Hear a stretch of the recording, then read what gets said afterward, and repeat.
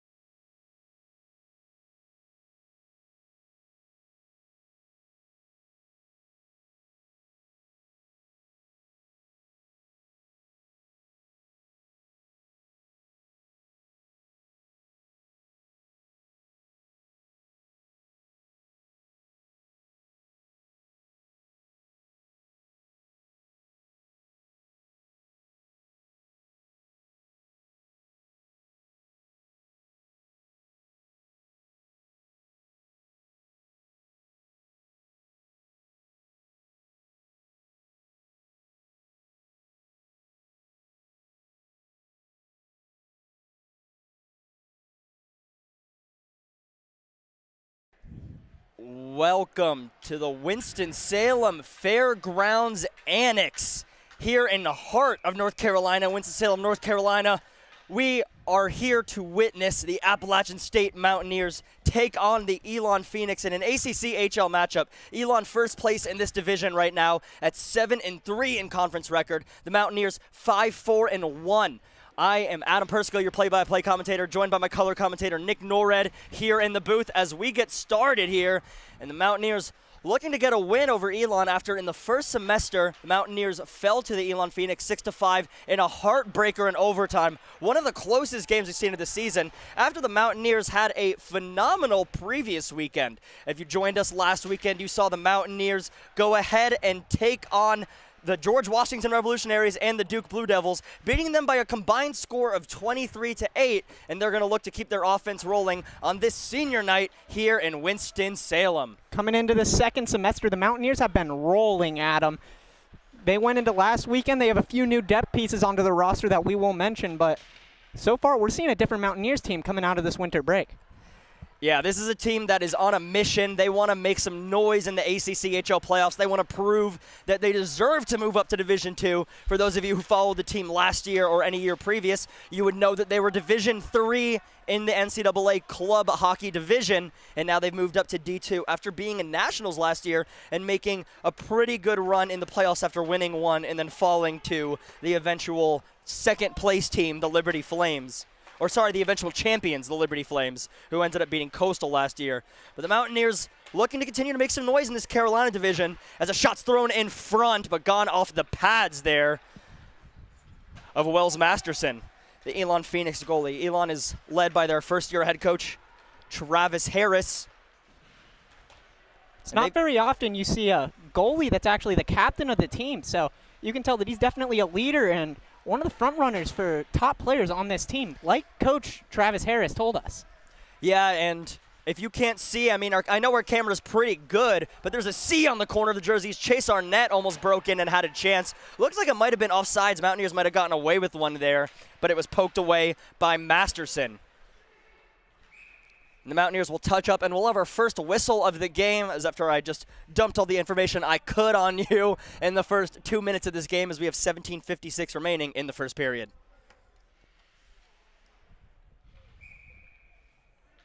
Coming into this game, the Mountaineers' average height is 6 foot, while the Elon Phoenix is 5'9".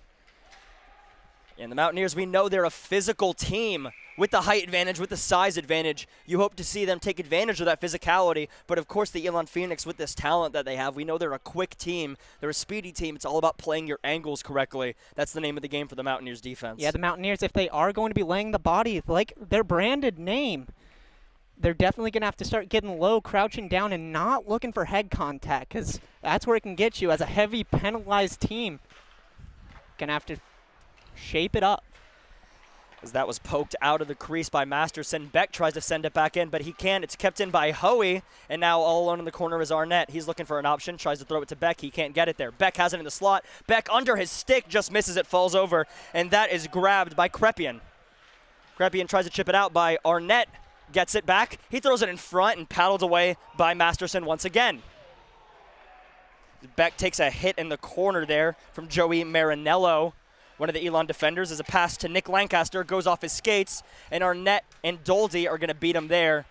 2 white jerseys versus 1 black jersey, and the Mountaineers come away with that one. And I should have specified earlier, if you cannot tell, the Mountaineers are in white today. The Elon Phoenix are wearing black jerseys. I believe technically Elon is home for this game as that puck is covered by Lucas Wire. I believe Elon is the home game, so the home team, so they're wearing the dark jerseys, but the Mountaineers still on their home bench as you see the white jerseys in the corner of your screen there. Absolutely.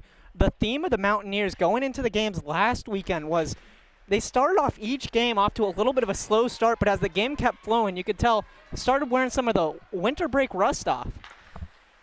And there goes Robbie Richter, one of the seniors on this senior night, going down the wing there and getting an opportunity as the Mountaineers continue to press on their forecheck. As out come the Phoenix. Kilfoyle, one of the new players to the semester, sends that in. Evan Kilfoyle on a line with Ian Russo right now. 2 guys who you'll hear from Troy Harris in a little bit, or Travis Harris in a little bit, about how those two guys coming to this roster after traveling abroad last semester and how they've been injected into this lineup and what sort of energy they provided this team. They're very excited to have these two guys back in the lineup as they can start stretching out their depth a little bit more and look like the prime Elon Phoenix team that we were seeing last year. And now here comes a chance for the Mountaineers, and it bounces off the skates of Ryan Bongren. Tyler Meany picked off a pass there, but the Mountaineers weren't able to capitalize in a 2-on-1 situation. It's a very good chance for the Mountaineers right there, but just bounced off the outside of Bongren's skate, and he just couldn't collect it. And the Mountaineers are getting some pressure here, definitely more pressure than the Phoenix have gotten up to this point, leading in shots 3-1. But more of the same story with the first period and a lot of miscues in these passes. So we have 15:30 remaining in the first. Here comes Meany. He loses the puck, but Bongren comes to get it and send it down low. He can't. Seth Johnson takes a shot. It goes wide. Walters, he gets it in front. Bongren slaps at it as Walters goes down on the opposite side. And now Elon has an odd man rush as Bongren chases back. That pass is made across the ice. 3-on-1 opportunity, and that's broken up by Caden McCabe. Good breakup by him as McCabe and Meany go the other way. Meany, he tries a move, but he gets poked away by Marinello. Marinello makes a stretch pass across to Carter. Carter dances in across the circles to the weak side, and now he takes a shot in front, and that's saved by Weyer.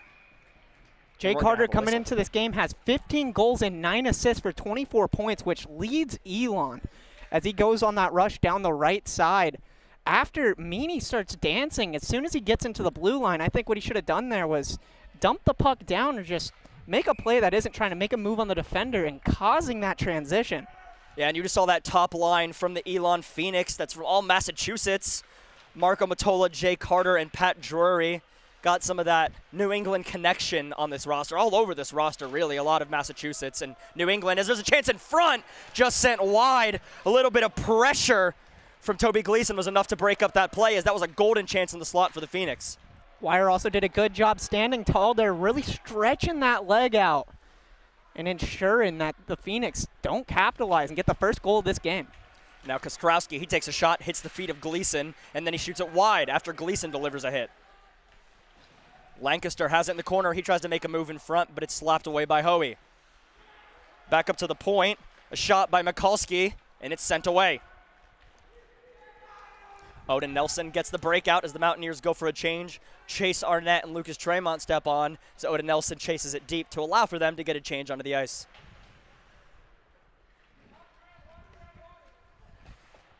Behind the net, it's passed around. Elon looking for a breakout. The Mountaineers pressing here. But a good defensive back check there by Dermody, and now he's going the other way. He beats one wide. Dermody tries to get it in front. He makes a great pass, a shot over the head of Weyer. Aiden Turner had a very good chance there, just puts it up and over. Kick the field goal, basically. And Turner, this third-line center, has been moving with such speed so far to start this game for Elon. Definitely a player you've noticed right off the bat here as we have 13-15 remaining in the first period. Like you said, the brand of this Elon team is their fast skating and their aggression, while App State is more of a play with their depth, play aggressive, and just play physical hockey, try to get chances on the board.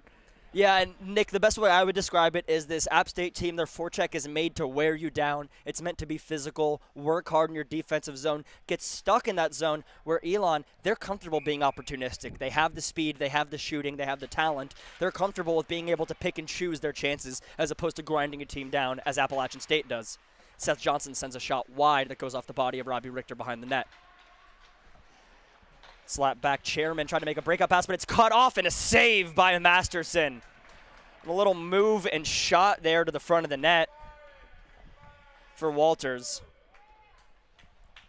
But Masterson was up to the task there.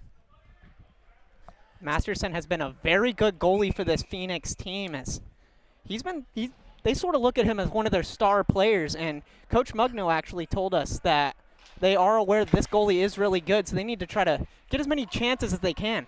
Yeah, and they have a strong goalie tandem, not just with him, but with their backup goalie, Otto Lukanik, both of them having excellent seasons so far. Again, the Elon Phoenix 9-7 on the year, but 7-3 in the ACCHL, which is just a division with App State, Charlotte, and them. They're in first, Charlotte in second, App State in third. as we're getting awfully close to the ACCHL playoffs in about a month from now. As that's sent around the boards, and that's chased. Elon pressing here. That puck is taken in the corner and putting in front a chance after a strong move by Drury. And now here come the Mountaineers the other way. Riley Brady takes the puck away and delivers a hit. Strong play from the Mountaineers veteran here on senior night, Riley Brady, as he has a supporter section here, lots of fans. As Bongren cuts off the pass, a shot in front, saved, a rebound, and it's covered up by Masterson. Meany is not happy about that one as his stick snaps in half just from the strong leg of Masterson. He tried to pound that one home as the puck was loose, but Masterson came out, played his angle perfectly, and covers that at about the slot. And that was a good defensive play by Bongren to get that turnover and get that opportunity there. And he even got a rebound out of the shot. Excellent play by him, but the Mountaineers unable to capitalize there. We stay at 0-0 with a couple seconds under 12 minutes remaining. That faceoff was won back, a shot in front sent wide of Masterson. Puck is picked up behind the net by Kostrowski. And now a huge hit in the center of the ice. Huge collision as Kostrowski picks the puck back up. He takes a shot, and that's saved by Weyer. Kostrowski chips it over the front of the net through the blue paint, and that goes to nobody as Caden McCabe looks for a breakout pass.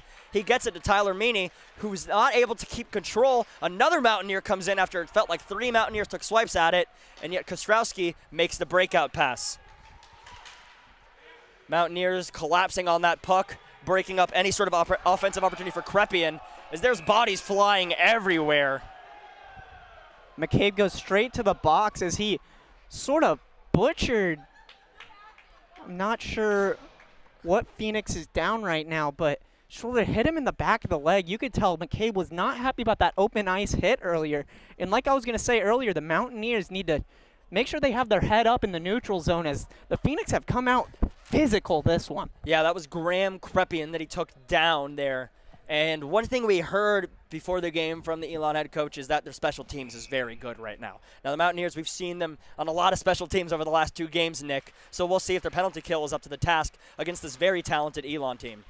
One thing about this App State penalty kill is that they're very aggressive, as you can see now with Tremont trailing the puck carrier at all times. Yeah, the Mountaineers will love to send that one guy with all the energy he has in the tank, press him as hard and as far as he can. And that's what they look to do to keep teams from breaking out, as they know they can cause miscues just like that. As Carter re-grabs that and gives it to Lancaster. Now it's passed over, dancing into the zone. On the pass to Russo, it doesn't get to him.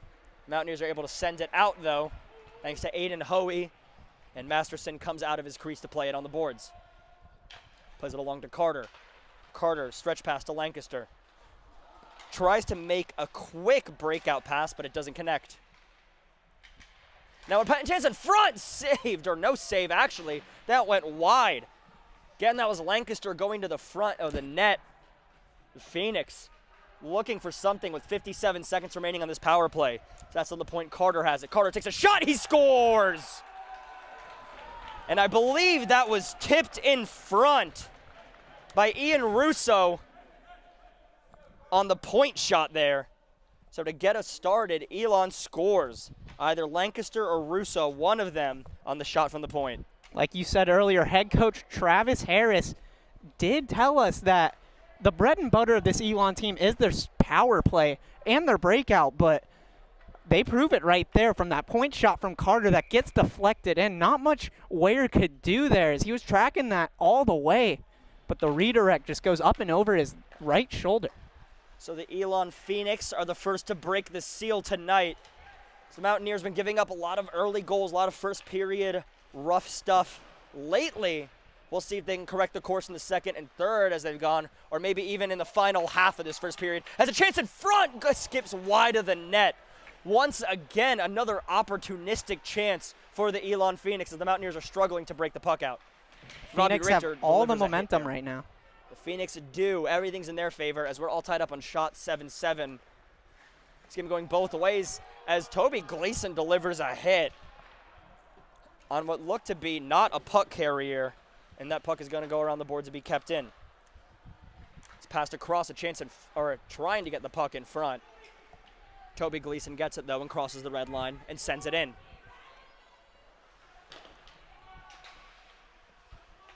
Wiley Brady chips it up to the point to Walters. Walters takes a slap shot that breaks the stick of the defender. Tremont gets it behind the net. Tremont surveying. He's going to the front of the net for a slot shave by Masterson. Brady sends it back behind the net. Mountaineers trying to create something here, as Hazel Grove stepped in to press, but he's unable to create anything there as Elon is able to get out. Now a chance in front again, a kick save by Ware. Now up to the point, Elon really finding their stride in the offensive zone now, as another puck in front covered by Ware. What a play by Ware right there. Had a one-on-one against the Phoenix forward, and he just flashes the left pad on him, shows him that he's got a bit of Jonathan Quick in him. Yeah, he really does. It's an incredibly quick reactions from him. As that faceoff is won back to Mikulski. Mikulski tries to get it down to Russo, but it goes past him. And then picking up on the other side is Martin. That's played down in the corner, thrown in front, off the side of the net. Doldy tries to win it back, but that's cut off by Russo. Russo takes a body from Hoey, who's able to control it and try to make a dump pass to Beck, but he can't get it there, where he just regathers and goes behind his own net. Hoey off the glass just to get the puck out, and that's enough to allow Leo Zucchini to get on the ice. Just one player changing there. I think the key for this rest of the game for the Mountaineers team is to stay out of the box, because like we saw, that dominant power play from the Phoenix, and a heavy penalized team like the Mountaineers definitely want to just play the game of hockey the safe way and try not to take any chances here. Yeah, as that shot goes off the pads of Gleason, and now Jason Beck is carrying it the other way. Jason Beck makes a sweet move. He makes one miss and a save by Masterson. Carter sends it back around, where it's cut off by a black jersey. Battle on the boards, squeezes out to Walters. Walters can't connect on the pass, but the Mountaineers enter anyway, and that goes over the head of Masterson. Carter has it in the corner. He throws it in front, can't get there. Gleason has it at the point. He winds up, he shoots wide of the net. Phoenix moving the other way. Carter, stretch pass to Drury. Drury tries to make a move, but a good poke check by Walters breaks that up. Martin to Mikulski. Back to Martin. Martin pressed by Zucchini, but he makes a miss, though he loses the puck, and it ends up on a friendly stick. Martin has it again, off the pad of Ware. Now at the point, a quick shot over the glove of Ware. Now still on the board, still skating with it is Martin, but he sends it down. He's looking gassed right now as Lancaster gets it on the half wall. Behind the net, Elon trying to set up their offense right now and get some passing lanes. It's a shot from the point sent in wide of Ware. Another chance covered up by Ware, as Jack Martin threw it there in front, trying to get traffic. These top line Elon Phoenix players dominating the Mountaineers every time they're out there on the ice. Yeah, the Phoenix are all over their own offensive zone, but the Mountaineers are playing good defense, even strength here. They're playing their angles well and taking advantage of that reach advantage they have over a smaller Phoenix team. Absolutely, Nick. So Turner wins that, and he passes it all the way down to Kilfoyle. Kilfoyle, he's looking around for an option. Kilfoyle, he skates to the front of the net, off the skates of Dermody as that goes wide of Ware. Seth Cheese Johnson skating down the other wing. He takes a shot, it hits a shin pad and bounces wide. McCabe, he gets it to the point, and Doldy skates it over the blue line. Back to McCabe, down behind the net looking for Doldy, but he gets it to Bongren. Bongren trying a little give and go with McCabe, but it's cut off on a great play there defensively by Turner. Turner makes a little drop pass, but he doesn't connect with Kilfoyle. Kilfoyle wasn't ready for that drop pass, but it was a good look by Turner. McCabe, he has a chance in front to pass it to Bongren, but they can't connect after the drop pass on the break-in by Meany. And just a game of odd man rushes as here come the Phoenix in a 3-on-2 once again. A shot gone off the pad of Hoey. Behind the net, looking for something. Hits Meany in the skate. Gleason pressing. The shot thrown in front, wide of Weyer. Russo, he has it. He passes it across to Turner. Turner tries to get it through, but Meany's there to break it up. And Meany makes a stretch pass to McCabe, and McCabe breaks in with just 1 to beat. McCabe takes a shot, saved by Masterson. Masterson, after gloving it, drops it. And after a press from Chase Arnett, he covers with 4:41 remaining in the period. McCabe had a good look there on the left side rush on the near boards. Had all of the right side of the net open, but Masterson said not today and plucked that out of the air. So now the first line, Lucas Tremont, Chase Arnett, Jason Beck all out there right now with Gleason and Hoey behind them as they struggle to come away with the faceoff, but Tremont gets it down to Arnett. Arnett to Beck in front. He can't get it, and that's going to be glove down. A good poke check by Aiden Hoey breaks up the offense as Carter regathers. Carter looking for options. He makes a pass across, a shot. Goal for the Elon Phoenix. The Mountaineers now down 2-0 with 4:23 remaining in this period. I liked Aiden Hoey stepping up and using his reach to his advantage, but causes a turnover and an odd man rush for the Phoenix. Like we've seen a lot this game already, App State needs to be a little quicker on the back check and trying not to make those little mistakes that can turn into those odd man rushes, as it happens again right there, and Phoenix capitalize. Yeah, as these mistakes are something that they compound, and we've seen these early in the game as the Mountaineers take a while to get warm. As Pat Drury takes it the other way, puck is just a change-up into the glove of Weyer. I also thought Weyer played that angle there on the 2-on-1 very well. It just couldn't quite slide over in time, as there's not much you could do. He either has to shoot or pass the puck and sends it cross ice, and Phoenix player had basically just an open net. And you're absolutely right, Nick. A lot of goaltenders are taught to take away the shooters, and that's exactly what Weyer did as the pass to Beck is made. And all alone on the other end is Tremont as Beck gets crunched. Tremont trying to get it in front, and Tremont takes a big hit there. That hit was delivered by Sam Chairman to get the garbage away from his goalie. Wells Masterson covering it up, getting a face-off in the Mountaineers' offensive zone with 4:03 remaining. Elon up 2-0 and leading in the shot total 11-10. While I'd like the Mountaineers to step up their physical game a little bit, I like them taking the more passive approach, especially against a very fast Phoenix team. But so far, Phoenix are winning the physicality battle in this one. Yeah, as Robbie Richter tries to kick that along, and that goes to the stick of Wells Masterson, who pokes it away. Mikulski tries to make a breakout pass, and that's cut off. Mountaineers miscommunication as Hazelgrove tried to get it to Nelson, but they weren't able to find each other. Now the stretch pass made all the way across the ice to Kostrowski. Poked away. Nelson trying to get it out to either Richter or Hazelgrove, any of his teammates, as he can't get it there, but the puck finally does get out. However, it's on the stick of Martin. Johnson, he tries to gather, and he does after fumbling for a moment. The Mountaineers get it past the point, past Marinello, but Elon recovers. A poke by Johnson breaks up another chance, and here comes Elon again.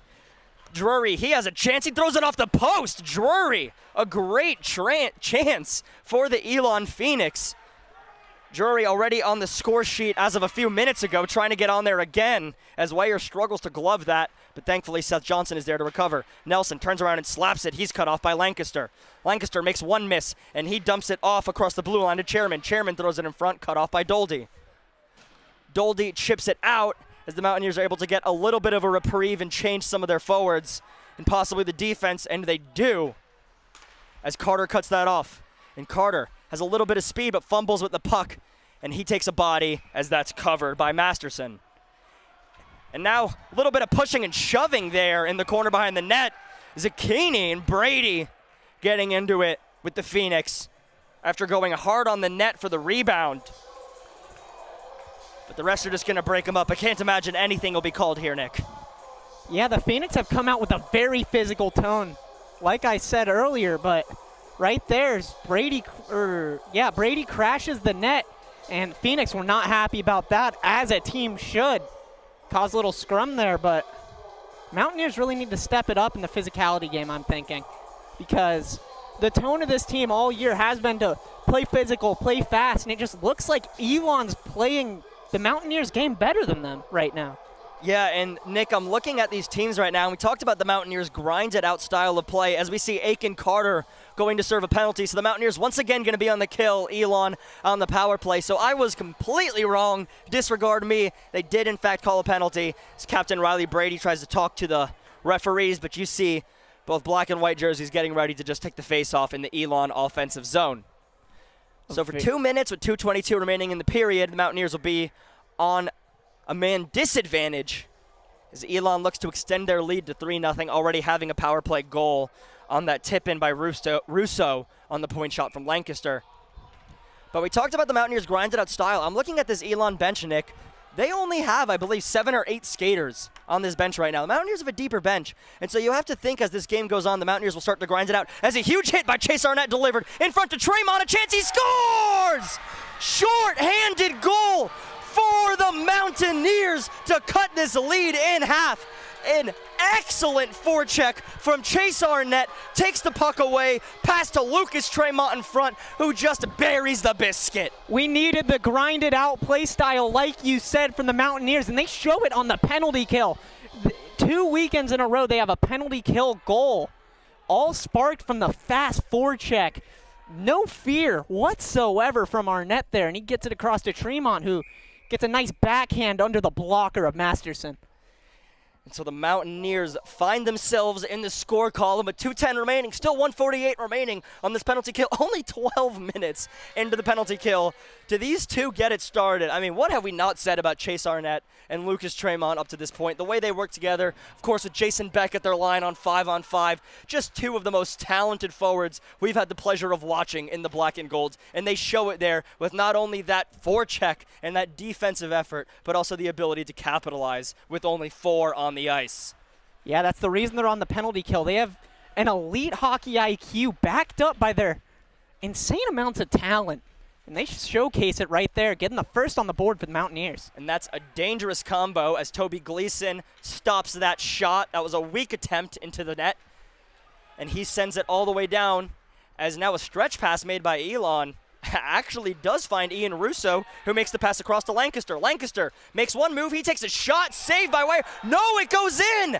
After it goes off the side of Lucas Weyer, it just squeezes in past him. A strong move by Nick Lancaster that we've seen a couple times tonight. He once again makes a defenseman miss, and Elon once again leading by 2. I'm not sure if Weyer was ready for that little backhand flopper by the Phoenix forward, but he scoots over and looked like he had one leg down, one leg up, and it just squeaks by his left pad. Yeah, and if you pay close attention there, Lancaster kind of had one hand on the stick. I don't think Weyer thought he would try to get that shot off. He quickly got that second hand on there and just forced the shot off on an unprepared Weyer, and that was enough to score there. But he did dance his way through multiple defensemen. Mountaineers gonna have to answer some questions in this period break as we have 1:10 remaining as they look to try and once again get back on the scoreboard as here comes Bongren. Bongren takes a shot, saved by Masterson. Up top, Johnson has it. Johnson throws it in front wide. The Mountaineers trying to get back in the scoreboard, less than a minute remaining. But Elon able to break the puck out, no issues there. And now a pass across the ice, thrown in front, saved by Weyer. Another chance sent into the corner. Thought that one was being thrown on net. I was wrong as Kilfoyle dances with it and tries to cut to the front. Ends up on the stick of Doldy, who chips it out over the defenseman's head, and the Mountaineers are able to get a change with no icing. Half a minute remaining.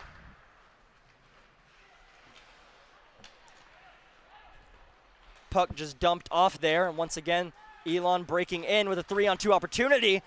Broken up there by Hoey. Robbie Richter chips it out.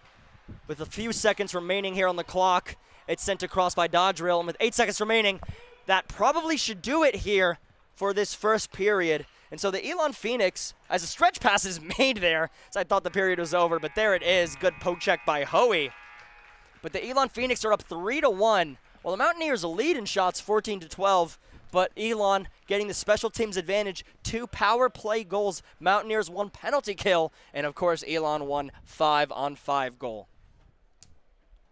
I mean, very good period by the Phoenix coming out, but like you said, you have to start questioning the overall conditioning of this Phoenix team. As like you said, it's a little bit smaller. So coming into the second period, if I were the Mountaineers, I would try to come out hot and bring that aggressive play style that we saw all of last weekend. As they got 1 tally on the board, but the Phoenix went and answered right back. Yeah, absolutely, Nick. So we'll see what the Mountaineers will do in the second 20-minute frame here of this period. But for right now, they are down 3-1 in the ACCHL matchup here in Winston-Salem, North Carolina. Don't go anywhere. We're just going to take a quick break as the Zamboni does his thing on the ice. And we'll be back with some more Appalachian State versus Elon Phoenix hockey.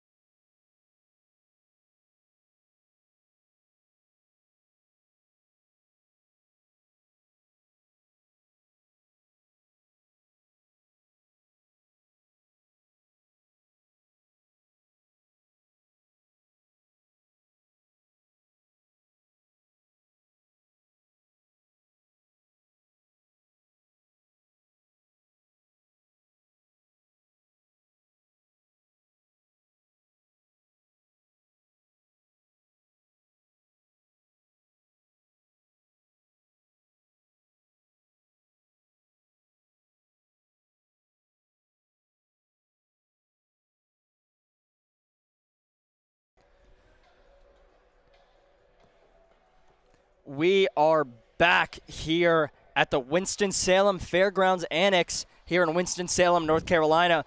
Before the game, Nick and I got to speak with first-year head coach Travis Harris of the Elon Phoenix. Again, they have a 7-3 ACCHL record up to this point, 9-7 on the year. Let's hear what he has to say about the strengths and weaknesses of his team up to this point on the season.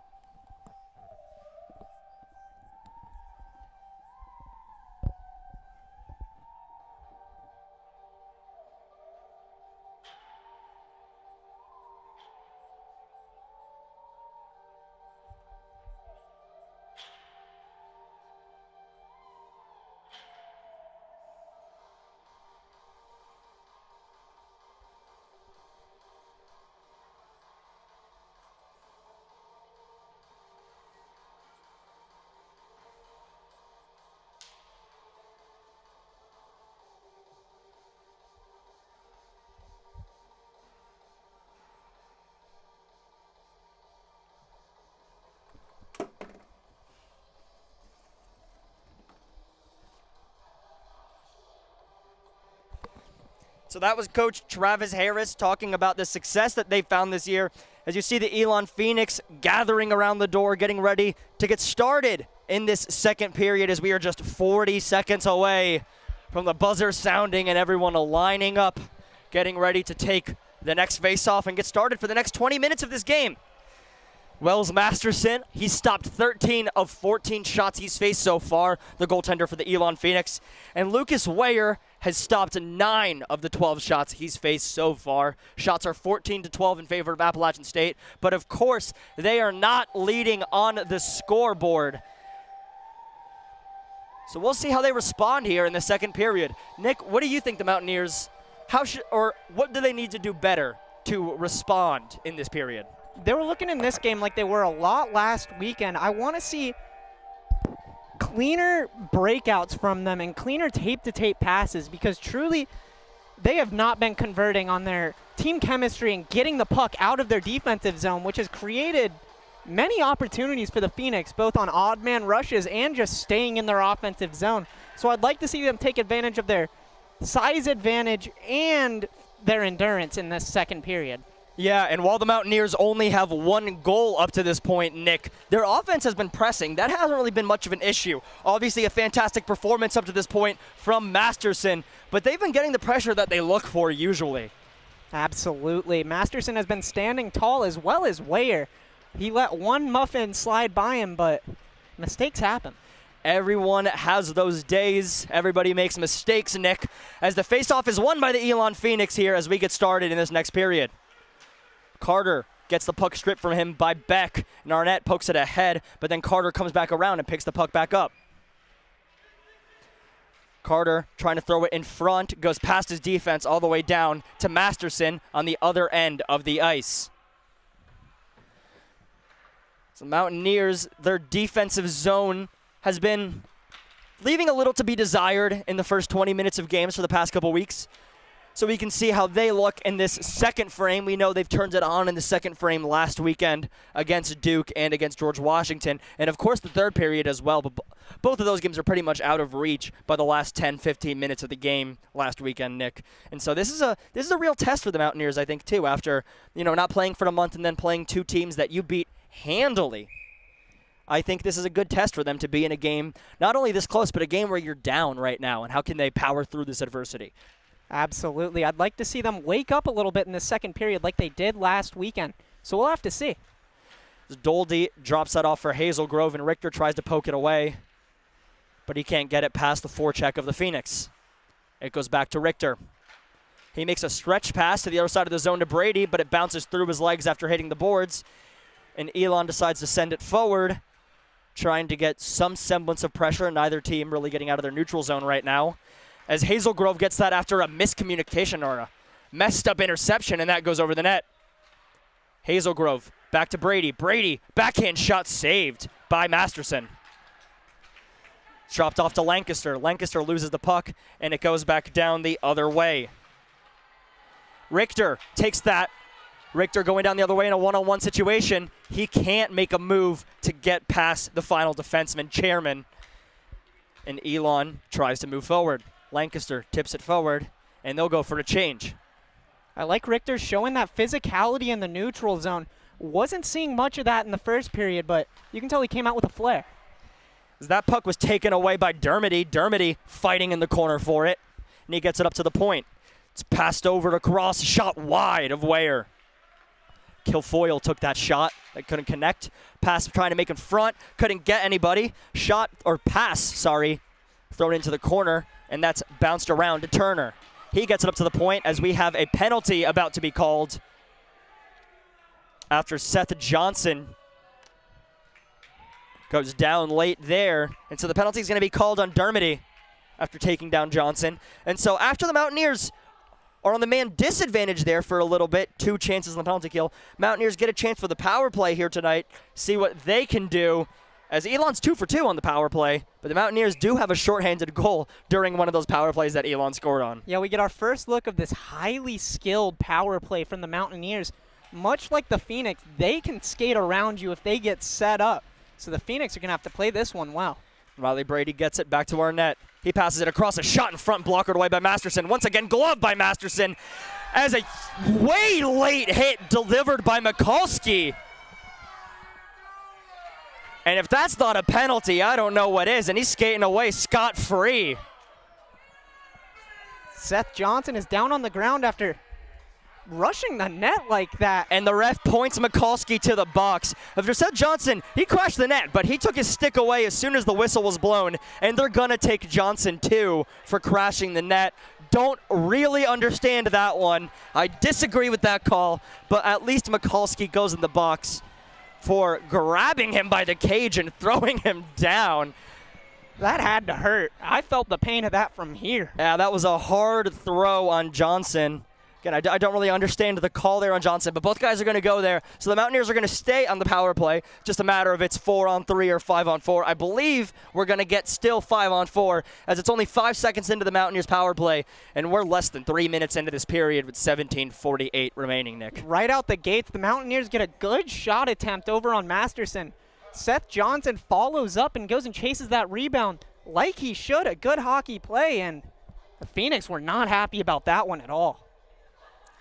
And it looks like the Phoenix are opening their door right now, so this could be a 2-10, Nick. They might be looking for another guy to serve. I don't know why else they would open the door right now. I don't think you're going to get any more fresh air with that door open than you would get from the open top, as it's not going to be a 2-10. They're shutting the door. I guess it was just for fresh air. Refs letting Coach Travis Harris know what the deal is over there. As maybe Dermody has this door open as they're debating an ejection. He might be out of here for now. However, I don't know if that warranted an ejection.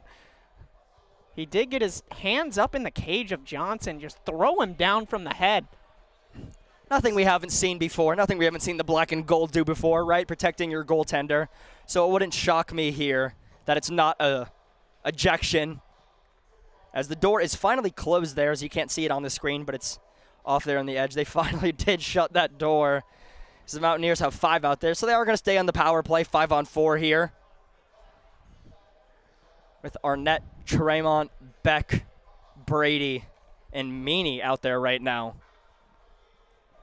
I'm not 100% sure what. And there it is, Nick. Off the screen, Pat Drury, as you can see there on the left side. Pat Drury is going to serve a 2 minutes because it's a 2 and a 10. So the Mountaineers not only have a 5-on-4, it's a 5-on-3 for a minute 55, Nick. How often do you see a 5-on-3 for that much time? If the Mountaineers don't capitalize here, I don't know when they would capitalize at all. As the all-offense lineup is out there right now, not a single defender. As that's passed to Arnett. Arnett, he skates in, takes a shot off the chest of Masterson. And that is sent out all the way to the other end by Marinello, and that'll buy the Phoenix some time here. As the Mountaineers regroup, Tremont takes it the other way. He crosses his defensive blue line and enters the offensive zone. Tremont makes a man miss. He skates to the front, and he almost had a chance, but a sliding stop by Chairman with a great breakup there for the Phoenix. Arnett takes a shot, swallowed up by Masterson. 1:24 remaining on the 5-on-3, and just 5 seconds after that of 5-on-4. So really, just 1:24 of a man advantage if you think about it, Nick. Absolutely. Tremont going coast to coast there, getting a good attempt. He had a wide open Arnett on the other side, but that was a good play by the Phoenix defenseman to play his angle and cut that one short. Tremont whiffs on the shot, but that goes behind in the corner to Meany. He regathers and gets it back up to Arnett. Arnett on the blue line, over to Beck. Beck on the circle. Beck looks across to Tremont. He stared that one down and gave it away, and that pass is broken up by Kostrowski. Arnett retreats and regathers. Arnett to Tremont, off the stick of him, can't connect there. Elon killing more time as they have less than 50 seconds remaining on this penalty kill. Mountaineers have to move quickly if they want to take advantage here. Arnett crosses the blue line over to Meany. Meany splits the defenders but can't hit the net. Meany tries to throw it back in front, but nobody's home, and it's sent out once again by Kostrowski. As Kostrowski goes for a change, huffing and puffing there, and he's going to be replaced by Ian Russo. Brady passes it across to Doldy.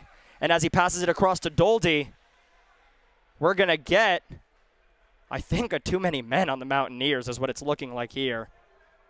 I'm counting 4 by the bench and 2 on the ice.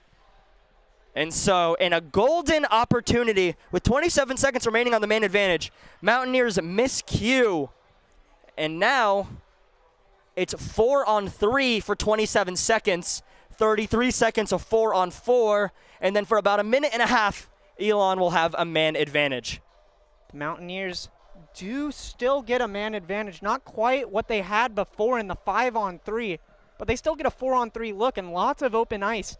Both these teams can take advantage of a lot of open ice, so I'm excited to see this. So all new players come out on the ice from that power play. McCabe, Bongren, Doldy, and Gleason with a lot of room to skate. And as soon as I say that, Toby Gleason takes it for a little bit of a skate and dumps it off to Bongren, who sends it all the way down. And McCabe goes into the corner. And Gleason comes away with it. Gleason on the half wall. Gleason dancing around to Doldy. Over to Bongren. Bongren looking to Gleason, connects with him, but the shot lane is gone by the time it gets there. Gleason takes a shot blockered by Masterson.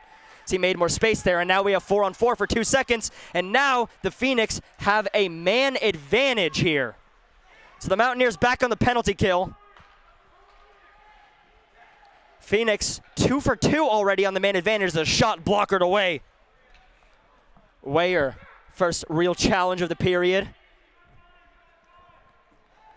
As Ian Russo takes his sweet time and dumps the puck off to Turner. Turner gets on his horse, but there he's met by Tremont, can't beat him wide, has to hit the brakes and dump it off to a teammate. That's sent deep, paddled away. Shot from the point over Weyer's head. Phoenix power play, trying to get that possession that's worked out so well for them. That went past Jack Martin, and they're forced to regroup, and that goes across, looking to connect with Turner, doesn't get there, and that's sent in by Gleason. Arnett pressing. Arnett steals the puck away. He almost created something, but then he meets 2 defenders. Krepin moving the other way, sends it in the other corner. Back to the point. And that is sent over the glass for the break in the action with 14:38 remaining in this period, Nick.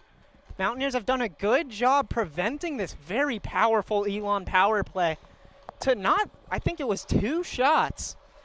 Very good on them, not letting them get set up with that aggressive look on the penalty kill, which honestly all started from a miscount by the Mountaineers. But now the Phoenix have a power play opportunity with an offensive zone faceoff here.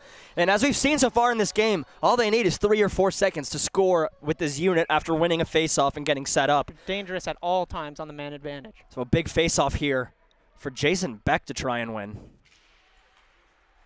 And they don't. The Phoenix come away with it. But thankfully hits a shin pad, and Beck regathers and sends it down to kill more time off this penalty as there's 8 seconds remaining.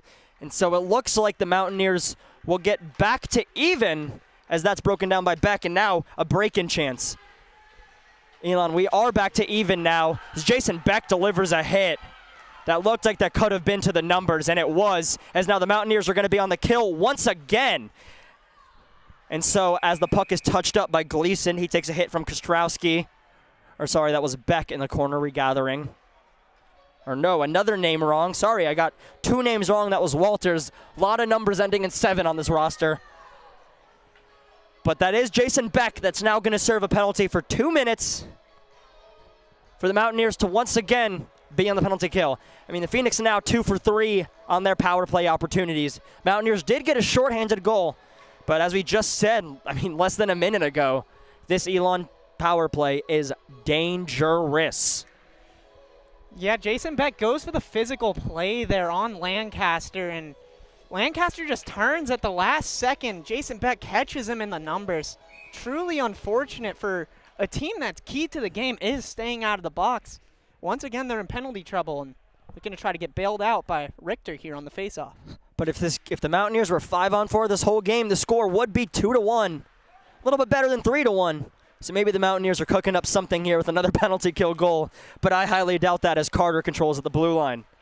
He sends a pass down, a shot in front, saved by Weyer. Once again, rebound saved by Weyer. And he swallows it up as we get a whistle. 13:52 remaining, a minute 46 remaining on the Elon power play. Jason Beck is a player that you don't see in the box too often. He had 6 total penalty minutes all of last year, and he catches 2 here, and the Mountaineers are trying to crawl out. Definitely one of the more disciplined players in the black and gold, and because of that, he's become a mainstay on the penalty kill. However, Coach Mugno has told me repeatedly he doesn't like to have designated penalty kill units. He likes to use who's fresh, guys who are doing well in practice, guys who are sticking to the unit and playing the penalty kill right. So you know they have options as you see Robbie Richter and Riley Brady out there right now killing this penalty. This is Drury. He crosses the blue line, so he can't go back in, chips it ahead, and Hoey gathers, where he has all the time and space in the world.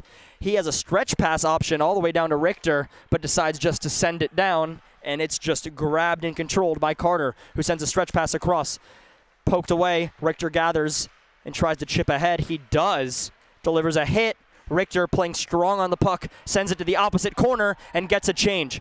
A strong play from Robbie Richter there to kill more time as McCabe and Bongren step on to once again kill a penalty.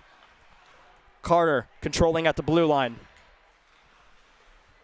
Carter passes across. Drury back to Carter. Back to Drury. Drury passes it across. Can't connect with Martin. Now Bongren chips it ahead. Bongren and McCabe skating hard, but beating them to the puck is Drury, who's going to get it to Masterson. Masterson chips it ahead to Carter. Now Carter, taking his sweet time, plays it over. Back to Drury. Drury splitting, trying to split 4 defenders. Doesn't. And the Mountaineers will kill more precious seconds off this disadvantage as Gleason and Tremont step on for the tired forwards. Or sorry, the forward and defenseman combo. And now Gleason delivers a hit right after stepping on the ice. 77 on 77 violence. As Gleason delivers a hit to kill Foyle there. And now a hit delivered by Beck. In front, a chance for Arnett. Goes past him. Tremont has a shot. Saved by Masterson. Jason Beck came flying out of the box there. You could tell he was not happy about that penalty call. Flies in, makes a big hit on the Phoenix defender. Looks in front of the net, had Arnett streaking in. It bounces over his stick, and Tremont gets a good shot opportunity. And well timed by the Mountaineers to get Arnett and Tremont out there at the time right before Beck's penalty expired. Get him out there, let him jump on the rush, and it worked out almost to perfection there, Nick. You're exactly right. So now they have an opportunity in 5-on-5 with 11:55 remaining here.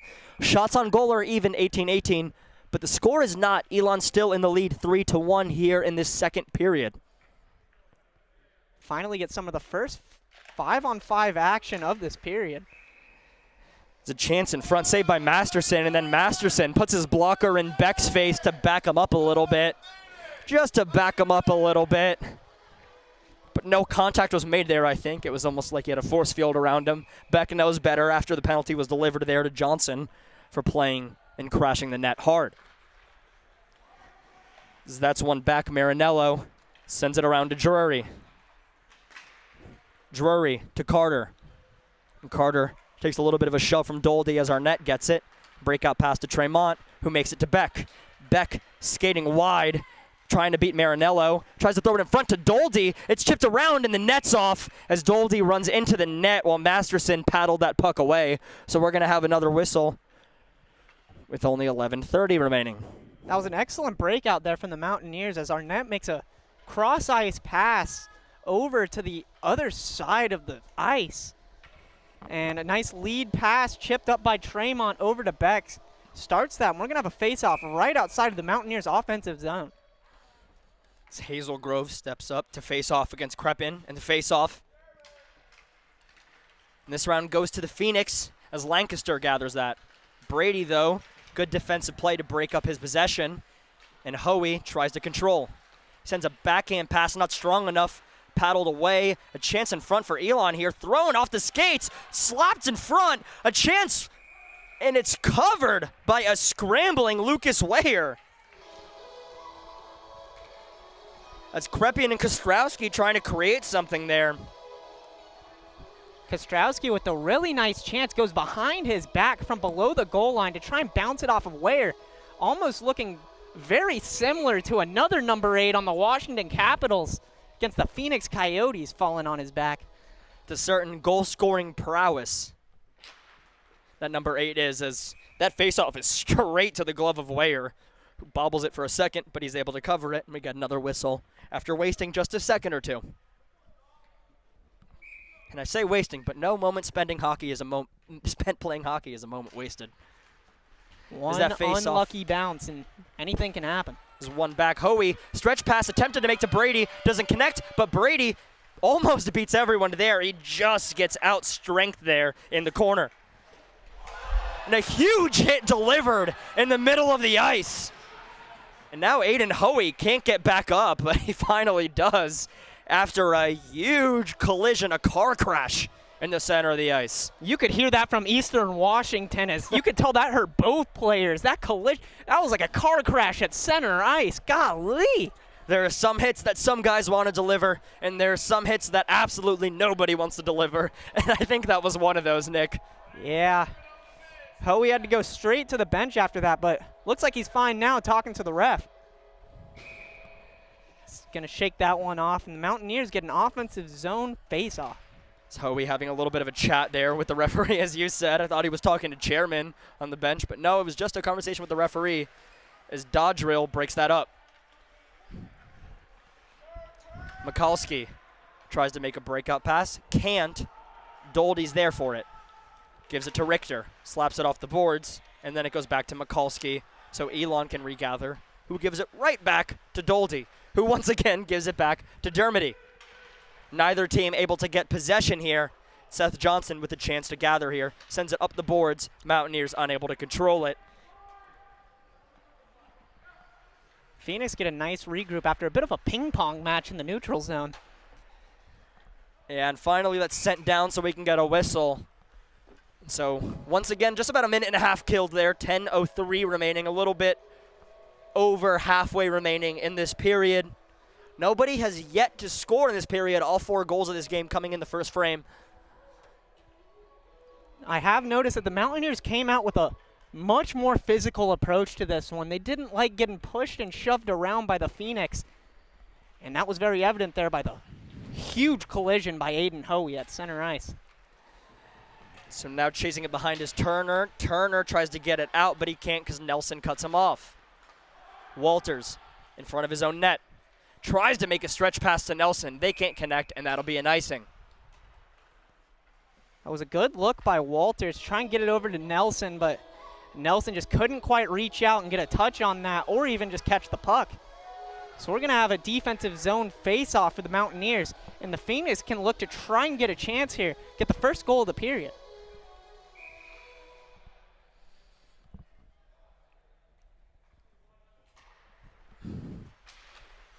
As that's thrown in the skates of Carter after a Phoenix face-off win once again. Feels like they're dominating the Mountaineers in the face-off dot up to this point. Walters trying to chip that ahead. Can't get it there. Sent all the way to the other end. Weyer lets it bounce off his pad. Straight to the tape of Gleason. Zucchini up to Carter.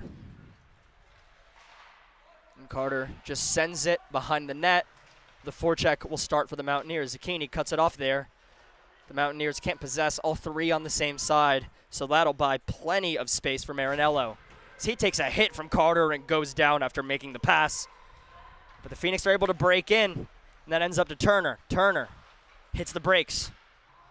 Cut off. Zucchini gloves it down, trying to get it up to Nelson. Can't get it there. Mikulski over to Martin. Martin trying to play it forward, ramped ahead as the Phoenix get a little bit of a change. And the Phoenix still keep it in. Coming away with it, looking for an option, saved by Weyer, still in front, a rebound chance, blocked by Doldie, goes to the crease, and that's not a goal. Kept out by the Mountaineers, Doldie crashing in and giving Weyer some help there. Meany trying to carry out with speed, he runs into a body but chips it ahead. Beautiful chance there from the Phoenix as a Phoenix player came streaking in trying to find an open net. Had it all, but Doldie comes and ties him up, goes across the goal line. Phoenix can't find the back of the net. Yeah, I believe that was Jay Carter that was cutting to the net. As Tremont looked like he had the wide angle there and just cut back to the middle. I think he could have just beat everyone on the ice if he stayed wide. And now he cuts wide again. He takes a shot gloved by Masterson. And that goes behind the net all the way around where Walters gets it in the neutral zone. He gets it over to his partner, Hoey. As there's a delayed penalty on the Mountaineers, I've been so fixated on the puck, I didn't even catch that Weyer's not even in his net anymore. As Tremont tries to get it, but that's going to be touched up by the Phoenix. And now the Mountaineers will have another chance on their power play that built some sort of possession in their first power play, but not a whole lot of chances, Nick. Yeah, not too many chances. Looked like in that first 5 seconds was really their best chance where Seth Johnson comes streaking down and the Phoenix player just takes him down, starts a 5-on-3. But the Mountaineers couldn't really convert on all that special teams opportunity, so it'd be nice to see a conversion here as the very skilled power play sees the ice once again.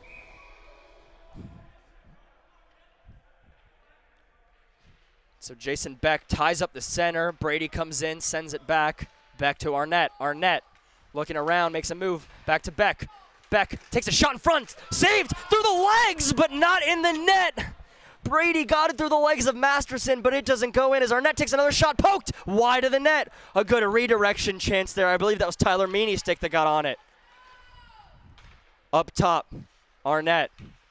He skates in, poked in front. Another redirection chance as Brady slaps at it until the whistle comes, and again another late hit delivered by the Phoenix well after the whistle. Riley Brady stopped poking at it.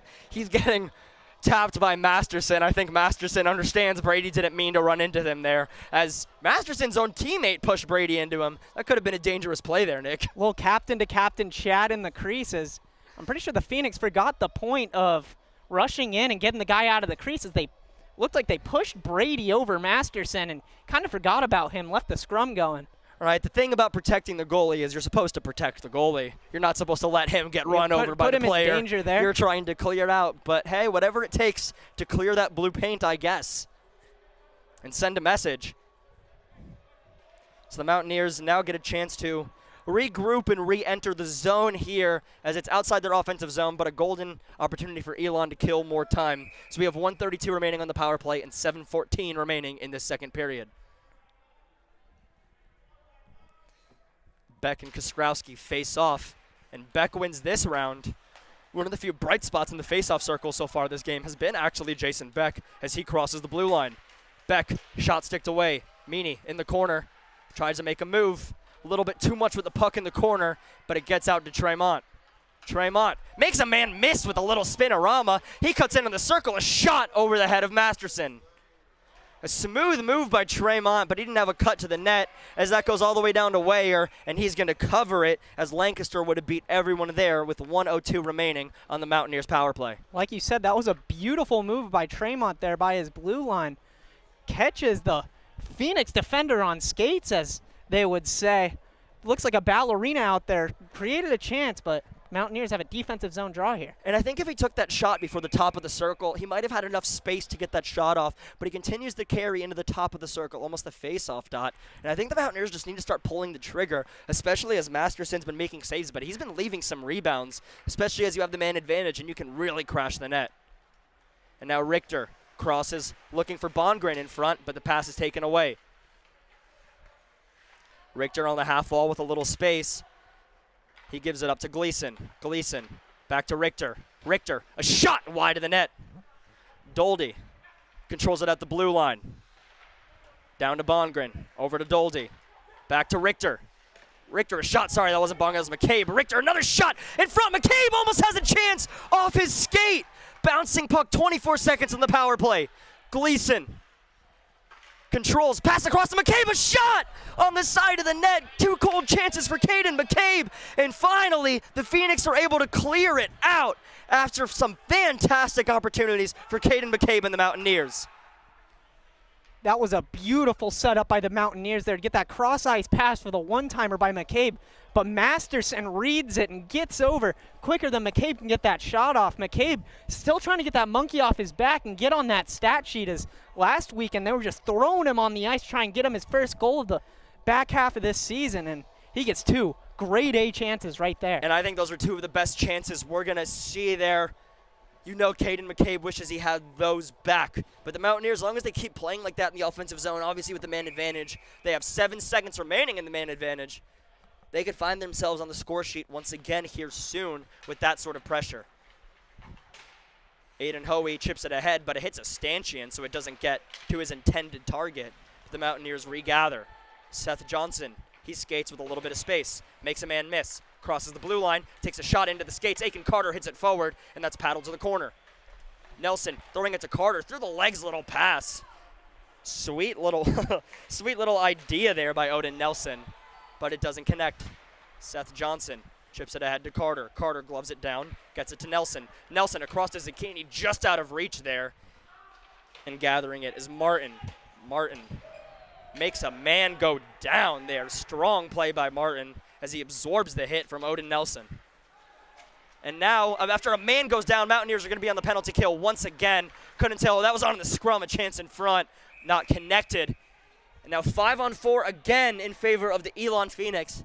So we just can't string together 3 to 5 minutes of 5-on-5 play now in this period, Nick. Yeah, Aiken Carter gets called for the interference there over at the blue line. Like you said, seeing lots of special teams in this second period. Mountaineers had a chance for an opportunity, and now they're back on their heels on the penalty kill against a power play that Coach Travis Harris called their bread and butter.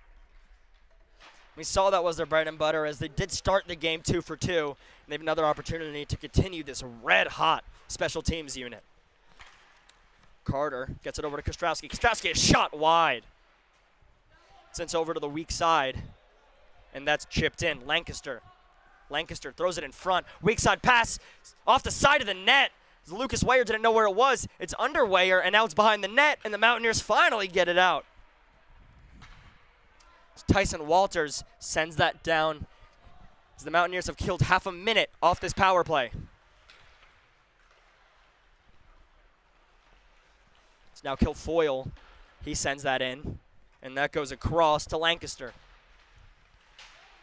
Lancaster battling on the boards. Arnett comes away with it and sends it all the way down. Strong play on the boards from Arnett to just rip the puck away and send it down. As now there's only a minute remaining. Half this power play has been killed already by the Mountaineers.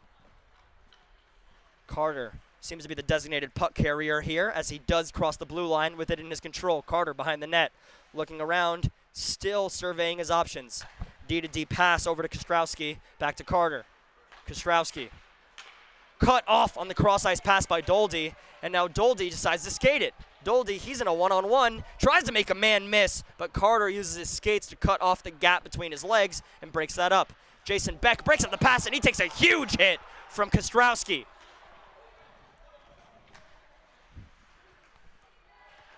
Now another shot by Kostrowski, thrown in front, but that's easily saved by Weyer as the Mountaineers kill more time off this power play.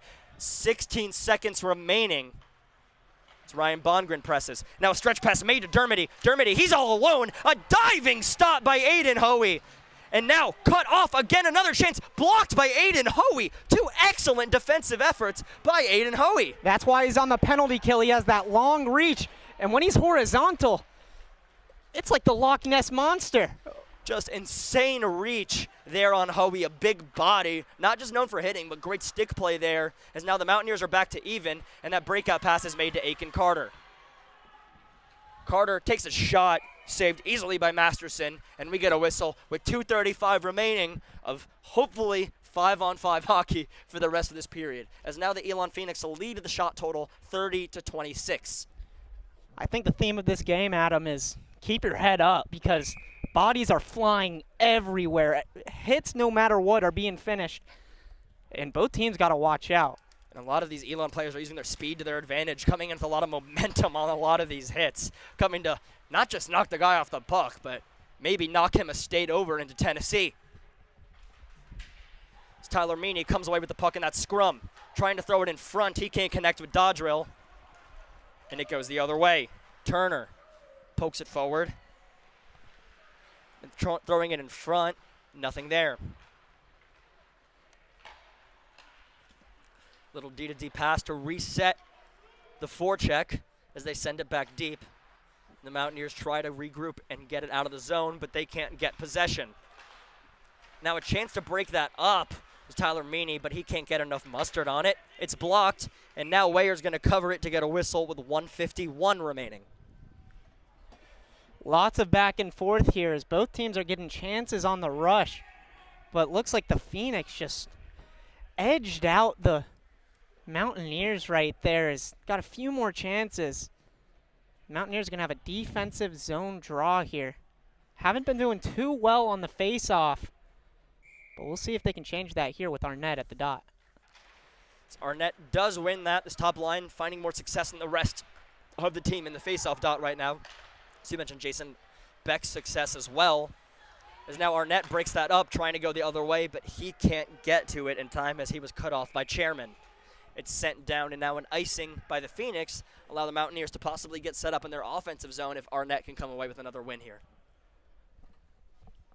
Like you were saying earlier, I think it's starting to get to the point where the endurance of the Mountaineers and having more bodies on the bench can start playing a factor. Especially when 3 Phoenix players were in the box, had 3 people off the bench. They should have taken advantage, but couldn't quite get it. Yeah, as I was giving this Phoenix roster a shot by Tremont over the net, I saw 5 lines, but you look at their bench, it's more like 2.5 lines on both offense and defense right now. That's about all they're working with. Mountaineers' deeper team as we get deeper into this game with 1:15 remaining in the second period. Breakout pass cut off. Crepian crosses in. He makes 2 men miss. He has a chance now cutting in front, but does too much. Chip behind the net. Now it's controlled at the point. Chairman throws a shot in front. Puck's bouncing. Puck's loose. And now shoved back to the goalie. Doldy gave it, I think, back to Wayer there, who covers for a whistle. Looked like it was still loose there. Doldy almost looked like he took a rebound shot on his own goaltender there. But thankfully, Wayer was aware of it, covers it. And so with 56.9 remaining now, we're in danger of not getting a single goal this period, as Elon still leads 3-1 in this second period. That was a scary chance by the Phoenix there. Just bounced off the post and came out. And I think Doldy did the right thing getting it back to Wayer. I don't know with that much mustard, but got the job done. And as he giggles off and goes to the bench. As Wayer covers that.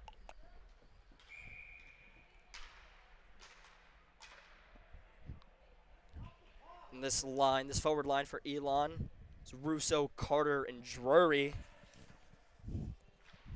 2 guys that have been on the stat sheet, Drury and Russo so far. It's Robbie Richter. He crosses in, makes a move at the blue line, and loses the puck there on the break-in in a 3-on-2 opportunity. As a breakout pass is made there, Elon crosses in a 2-on-2. Broken up. Gleason plays it ahead. No Mountaineers are there to get it, but it ends up with Seth Johnson, who makes the pass to Brady. Brady, he comes down and makes a little move as well. Shot easily sticked away into the netting by Masterson.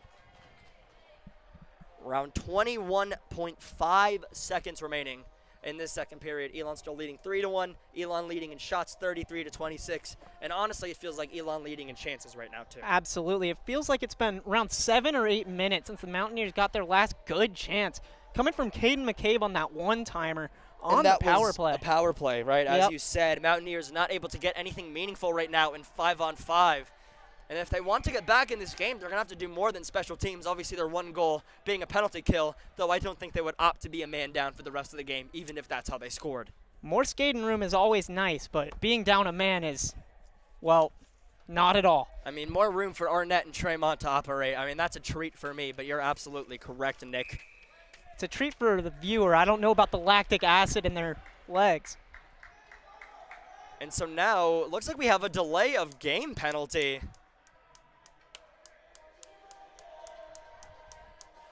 On, I think, Elon. As it looks like Elon, for either struggling to figure out their lines, as they are technically the home team, so they do get last change.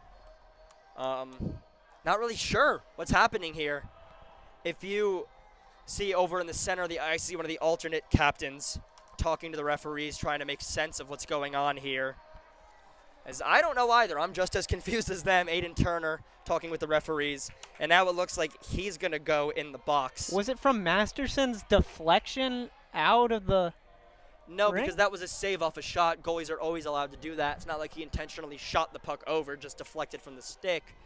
At least I believe. I could be wrong, but now with 21.5 remaining in the period, the Mountaineers have a man advantage, so they'll enter the third period with a man advantage, assuming they don't score in the next 21.5. But, of course, they'd love to get one here heading into the locker room.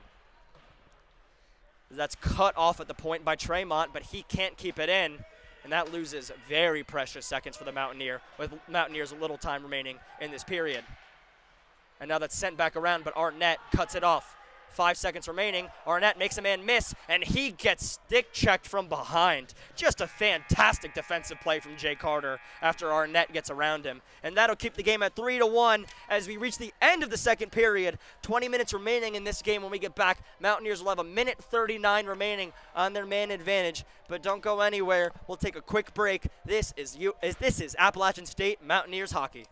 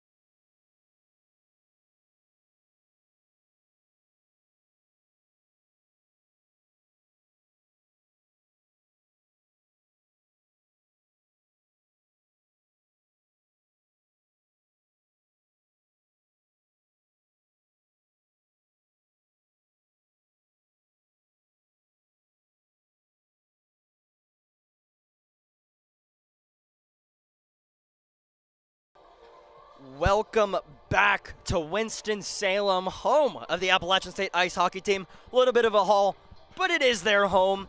Now, in between periods, we were going to play interviews with the coaches. I tried to play you one for Elon's first-year head coach, Travis Harris, last period. We were silent, and we thought it played, but it didn't. We also spoke with Coach Mugno before the game, and I would play that interview for you, but I haven't figured out how to play it because of the technical issues we are having. So I'll just recap it for you. Now, up to this point, he said one of the strengths that they have really built on up to this point, Nick, has been their chemistry and their depth. These guys love playing for each other. They love being on the ice together. Not just that, they love just spending time together. And that chemistry has really taken off, and because of it, they've really found their legs in their depth. Of course, Tyler Meany, who Coach Mugno has said, quote, brought juice we didn't know we needed, has really energized that third line and added some depth. See Lucas Weyer there taking the ice, leading the Mountaineers out for some third period action here. As they are down 3-1, they have a bit of a hole to bury themselves out of here in this final frame before we get started. But the other thing that Mugno said for the keys of the game is we know that Elon has a heck of a goalie. They knew that Wells Masterson was going to be the guy that we've seen up to this point, making 25 saves on 26 shots up to this point in the game, Nick. But again, Lucas Weyer, 30 saves on 33 shots. He's no slouch either up to this point. But they knew they would have to solve that goalie. They knew they would have to control the speedsters from Elon, which I would argue is how they gave up 2 of those 3 goals, not controlling those speedsters. But most importantly, the thing that stuck out to me that he said is we need to bury our opportunities. The Mountaineers have not been able to capitalize on their opportunities. We saw 2 golden chances from Caden McCabe on the man advantage there in the last period. But since then, not a whole lot for the Mountaineers. They will start this period on a man advantage for a minute 39, but there's a lot of work to do for them. Absolutely. That brings me to my point of the keys for this third period for the Mountaineers is keep these speedsters to the outside and try to get low, hard shots on Masterson. Try to create what I call a garbage goal.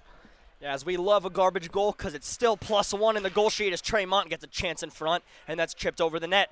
So now we're starting here in this final frame. Mountaineers need 2 goals to tie it up here, assuming they don't give up another. They can only get 1 on the man advantage, though, as Chase Arnett controls on the blue line, gives it back to Tremont.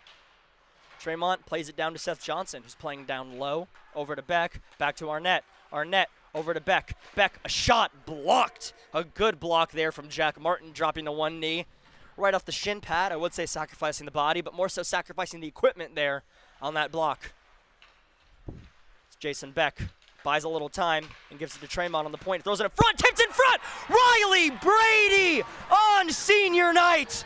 And he's got his supporter section here going crazy as the Mountaineers make it 3-2, less than a minute into the period on the man advantage. It's been all special teams tonight, Nick. That's the 4th special teams goal we've seen of a 5-goal hockey game. A beautiful deflection by Brady by the point shot, deflects it in through the 5-hole of Masterson.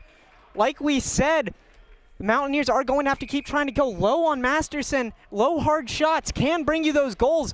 And there's a very good description right there for you as Riley Brady gets a chance to do his go-to bazooka celebration. Now the Mountaineers are trying to claw their way back in as Kilfoyle crosses in, drops it to Dermody, and they lose the puck. Dermody tries to regather, but he decides to leave it for Marinello. Marinello over to Kilfoyle, who sends it down to Weyer, gloved over into the corner. But this Mountaineers team, what an answer here in the third period, a third period hockey team, as they have a scary turnover there. Aiden Turner almost had a chance, and Seth Johnson kicks it out of his crease, and Caden McCabe gives it to Meany. Meany tries to split the defense again, but he can't get through. Coming the other way is Turner. Turner tries to make a pass, can't connect there. A lot of white jerseys in front, and that's just going to be chipped up the boards by Ryan Bongren. Mountaineers got a little bit of a unit change as the regroup happens, and Turner crosses the blue line. He drops it off, and the shot doesn't get through. Mikulski has it on the half wall, battling with Richter. Mikulski comes away with it. He gets it up to the point. A shot by Martin is chipped away, and now Richter has it. 1-on-1 situation. 2-on-1 situation with Brady. Richter over to Brady. Brady, a shot kicked away. Almost another golden chance for Riley Brady. I think the pass from Richter didn't have enough mustard on it. Looked like Richter fanned on it a little bit and maybe didn't get that puck over there, and it allowed Masterson to follow it over. Yeah, it looked like Richter went for the sauce over the stick of the Phoenix defender. Just didn't get enough on it, like you said. And Brady didn't really have too much to work with as Masterson was already over, but a very good chance. Takes a good amount of finesse to make a stern saucer pass from that distance as Tremont tries to make a move, and he takes a hit there in the corner. Now another hit delivered as the Mountaineers come away with the puck. Gleason, a shot, hits a pad. Over to Walters. Walters, he loses the puck, and Kilfoyle just sends it out down to Gleason. So Elon gets a little bit of a change. And that puck is intercepted by Kostrowski. And coming away with it is Lancaster. Lancaster now has it, a 2-on-1 situation in front, a chance, a beautiful saucer pass by Lancaster to Crepian, and Elon makes it 4-2. So right as the Mountaineers get a goal, they make it a 4-2 game, and Crepian skates by the Mountaineers bench and blows a couple kisses to the white jerseys. Don't know if I love that, but then again, I am a Mountaineers fan, a Mountaineers broadcaster. What else do you expect me to say to that one, Nick? Absolutely. All I can say is that was a disgusting goal by the Phoenix there. The Mountaineers defenseman just got horizontal there, sort of laid on the ice and freed up that 2-on-1 for the Phoenix, where a little backhand, forehand tuck by Crepian. That was just disgusting. Some beautifully inventive stick handling down the boards from Lancaster, and that was just the supreme skill we've talked about from Elon. Again, an opportunistic team. They can really score in a moment's notice like that. As now they come down the other way for another chance with Marinello. He shoots it straight into the skates of Doldy, and the Mountaineers try to take it the other way. Arnett, Tremont, and Beck are back out there. So now with 16:32 remaining, Mountaineers down 2 once again. They really, really want to claw themselves back into this game. Tremont comes away with it in front. As down behind the play goes Marinello. Mountaineers almost had a man advantage there, but they didn't take advantage as Tremont loses the puck in the neutral zone. Chairman, he tries to make the stretch pass. Doesn't get to anybody, but Doldy can't cross into the zone as Beck was stuck behind the play. Carter makes a little poke check. Back on the stick of Kostrowski. Kostrowski still skating in the corner, takes a body from Johnson, and Johnson pokes it past Carter. Beck playing it on the boards. Carter in the corner. Carter throws it in front, cut off by Doldy. Beck, stretch pass across to Hazelgrove. Hazelgrove runs into the boards, can't keep control, but Carter's there to give him support. Carter sends it behind the net. Hazelgrove didn't know it was there and loses the foot race. Carter crossing the blue line. Leaves the puck for nobody, but Odin Nelson in a white jersey. Curlin sends that back up the boards. Nelson's able to slap it out. Now an offsides whistle after Jay Carter takes it off sides. Still throws a shot on Lucas Weyer. The Phoenix have done an excellent job at answering any momentum that the Mountaineers have tried to gather. Both goals now have been answered right back within a 2 minutes notice by the Phoenix. So the Mountaineers are going to have to claw their way to some momentum again and try to get this one back with 15 minutes left in the third. As an attempt to cut off the D-to-D passes, Dermody, I thought he stumbled into the boards, but that was a breakup attempt. A save in front by Weyer. A great reactionary save with the pad from Lucas Weyer there to keep this game at 4-2. Robbie Richter hits the brakes, fans on the pass. Richter throws it in front, and that's tipped over the net into the black netting behind the net, and we have a whistle with 14:55 remaining. A strong shot on a bit of a whiff by Richter. He was looking for the pass down low, just turned it into a low, hard shot, exactly what the Mountaineers should be looking for. And it deflects up and out of play. And like we said, we respecting those garbage goals, a lot of traffic in front, a lot of garbage to clean up in front. And it looks like the Mountaineers are trying to do that now. And it looks like that's what they're trying to build up their offense through, trying to just get shots and crash the net up to this point. As Walters is in a foot race. Now fighting forward on the boards and possession behind the net. But Elon comes away with it.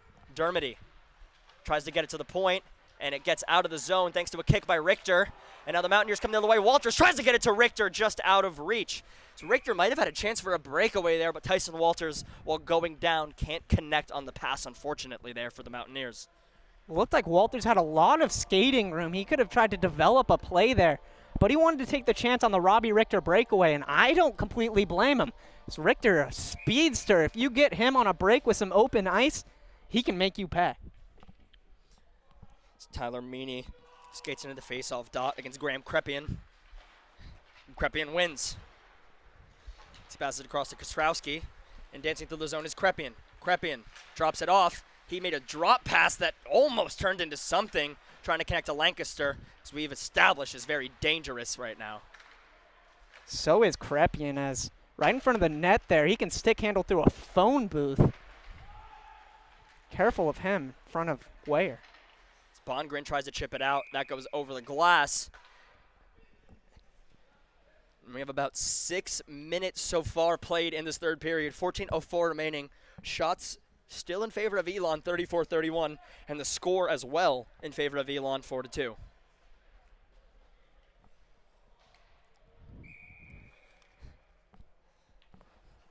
Defensive pairing of Johnson and Gleason out there with the Arnett McCabe, or the Arnett Tremont Beck line. My apologies.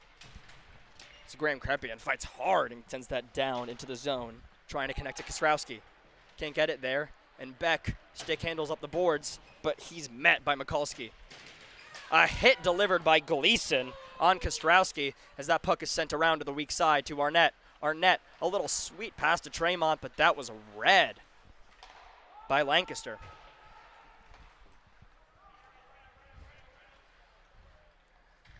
Gleason looking for an option. He does find an option, but it's the skates of Tremont who connects to Arnett. Mountaineers unable to connect on a pass right now. Stuck in their defensive zone for a minute, and they do finally get it down to the other end, but they're unable to maintain possession. As finally it goes to Seth Johnson. Kicks it over to Tremont, leaves it for Arnett, and Arnett skates with speed. Arnett beats a man wide. He takes a shot, saved by Masterson. Masterson covers for a whistle. 13:07 remaining in the period. That was a beautiful chance there for Arnett, looking for the 5-hole on Masterson. A shot that's worked before already from the redirect by Brady, but Arnett's not happy about that one, as he knew he could have converted there. And the Mountaineers are still crawling for some momentum here. It's a smart move, I think, there by Arnett to cut to the outside. He had the speed, had the defenseman stumbling, just maybe didn't place that shot where he wanted. So that's cut off behind the net by Bongren, and that goes up to the point. Carolyn, bouncing puck, goes past him, and now he loses the puck. Chance in front, sent wide of Weyer.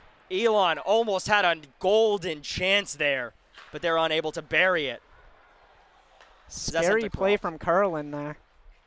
Shot off the crossbar, Weyer over his shoulder, and that goes out of play. Jay Carter almost placed that shot perfectly. I mean, what unit of measurement? You take your pick lower than that, centimeter, inch, millimeter. I think that's in the net, Nick. Whether it's the metric system or the Imperial. Yeah, I mean, that was scary. Weyer thought that was going way out of play, but it just dinks off the crossbar. An inch lower, and that's far down. Bongren, good little hand-eye play to stick that down so Johnson can control it. And get a breakout pass to McCabe, but he can't control it. And Elon just sends it back in. Kills more time as the Mountaineers have 12:25 remaining to make up this gap. The pass by Walters hits the skates of his own man. So Phoenix goes tumbling into the corner. And Bongren chips it ahead to McCabe. That puck's bouncing after a high chip, but it's passed over to Marinello. Makes the pass in the middle to Carter. Carter, his toe drag shot saved by Weyer.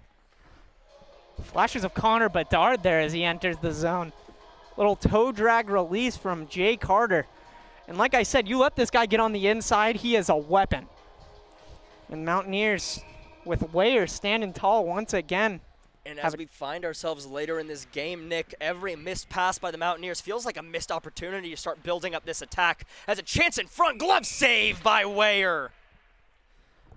Shutting down the shot from Turner in a prime scoring opportunity right in front of the net, in between the hash marks. But Weyer up to the challenge. Flashing the leather right there. Snagged that one right out of the air. That's Weyer's 32nd save of the night. Mikulski throws it into the weak side corner. Dermody gets it, throws it in front, off the pad. Another shot off the side of the net. Brady chips it, but it doesn't go anywhere. Gleason, he has it. He skates off the glass, tries to connect to Brady, doesn't get to him, gets to the other 24. Mikulski in the black jersey for the Elon Phoenix. Doldy, D to Gleason off the boards. Gleason to Brady, who tries to chip it across with the backhand to Richter, and Richter plays it ahead to Zucchini. Zucchini has a little space, but the pass is too far, and Mikulski beats him there. Gets it over to Kilfoyle, chips it ahead, and Brady retreats with no icing call on the way. Brady tries to make a stretch pass to Richter. Again, the Mountaineers just can't connect on any of these passes. Puck goes right under Zucchini's stick and ends up with Turner, who chips it ahead as we have 11 minutes remaining in this final period. Doldy carrying and just sends it in, so the Mountaineers are able to get a change for the rest of their forwards. As Brady and actually Doldy, the defenseman, will change there. And it'll be brought back out. Other way, Crepian. He makes a pass over to Lancaster, gloved by Weyer. Thrown in front, off the stick of Richter, into the corner, who gives it to Nelson, who has no breakout pass option. Shot in front, almost a goal. I thought that was in the back of the net, but that hit the side of the net. It made the same sound and looked the same from up here. But the Mountaineers able to get the puck out thanks to Leo Zucchini, as that's immediately sent back in by Elon. And then getting it before anyone is Crepian. So now, about half this period has been killed. Elon's still up 2. Both teams scoring a goal in this period after a scoreless second period. Elon's still up 4-2. Blockered away by Weyer into the corner. Johnson sends it around, but there's nobody there, and that ends up to the defenseman, Mikulski. Mikulski sends it back down. Hazelgrove passes stick, but past Mikulski too, and retreating all the way to his own zone is Lancaster with Aiken Carter in pursuit. Lancaster whiffs on the puck. Carter gets it in his skates. Carter can control it, bouncing puck on the side of the net, and coming away with it is Nick Lancaster. And that puck is offsides just by a hair. It's Mikulski a little bit too eager there. And so we'll have a whistle with 9:33 remaining. Again, another miscommunication on the stretch passes from the Mountaineers, not able to get possession or any sort of pressure, and that is hurting them because every second matters. We have less than half of this final period remaining in this game. Don't blink if you're the Mountaineers, because it feels like the Phoenix are just getting in the blue line, putting anything on net. It seems to be working to get this pressure as that's cut off by Beck, and Arnett tries to beat the defenseman there, but he can't get there. Beck cuts it off, though. Played behind. Tremont's the first one there. Tremont over to Arnett. Arnett looking around to the point. Gleason has it. Gleason, backhand in front, thrown into the corner. Tremont again. Tremont back behind him, back behind the net. Beck in front, nobody there. To a cutting Gleason. A shot by Arnett. Played into the glass. Tremont. Arnett. Arnett sends it in, but it's cut off by Carter. Carter, he comes with speed. Elon has an odd man rush, but back check by Arnett breaks it up. Beautiful effort there by Arnett to get back and stop the chance from Carter. Beautiful stretch pass from Arnett to Beck. Beck cuts in front, doesn't get the shot off. Meany, a shot over the post. It's Tremont sends it back behind the net. Beck and Meany are back there. Beck, he has a little space, tries to throw it in front to Meany. Puck's bouncing, puck's loose, and it comes out outside of the slot. Mountaineers have to regroup as Tyson Walters plays it in the neutral zone. Tremont leaves it for Meany. Meany makes a man miss. Meany on the net. He's off the crossbar on a beautiful backhand by Tyler Meany. I thought that was in the net too. So I'm getting baited left and right as Ryan Bongren sends that into the corner for Caden McCabe. Up to the point, past Walters. Doldy regroups. What a beautiful chance by Meany there. Almost roofed it backhand, looking for his third goal in his third game. And so with 7:56 remaining, outside of the first minute where the Mountaineers scored, Mountaineers finally getting some offensive pressure there. We've seen Tyler Meany break in, try that toe drag so many times before, and only this is our third game covering him. And well, it worked there, and oh my goodness, Nick, I thought he had one. That would have been highlight of the week if you ask me. Wow, that was close. But Meany wins the face-off to McCabe. McCabe gloves it down. He's thrown in front, behind the net, wraps around to Johnson. Johnson sends it into the corner past Meany. McCabe has it. He tries to throw it in front off a skate. McCabe in front again, another chance. Meany has a shot again. In front, crashes, but gloved and covered by Masterson.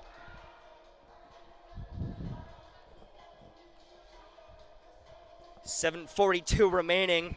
Once again, time is ticking. Time is of the essence if you're the Mountaineers.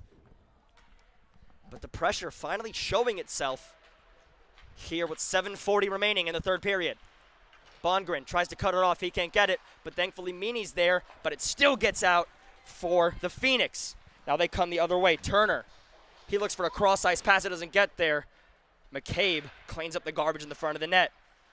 McCabe tries to poke it on. Bongren gets it, makes the pass to Meany. Meany sends it all the way in as they go for the change. McCabe now the lone forechecker. Richter and Nelson out there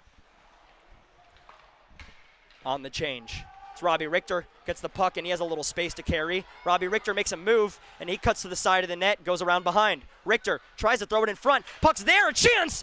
Gone! Oh my goodness! So that was a golden opportunity for Tyson Walters, but he misses the net there. So Riley Brady sends it behind. Fan on the breakout pass, but it finally gets all the way across to Kilfoyle. A puck bouncing in front. Weyer didn't know where it was, but thankfully the follow-up missed the net. Other way, here comes Richter. Richter, he has legs under him. He throws a shot saved by the pad of Masterson.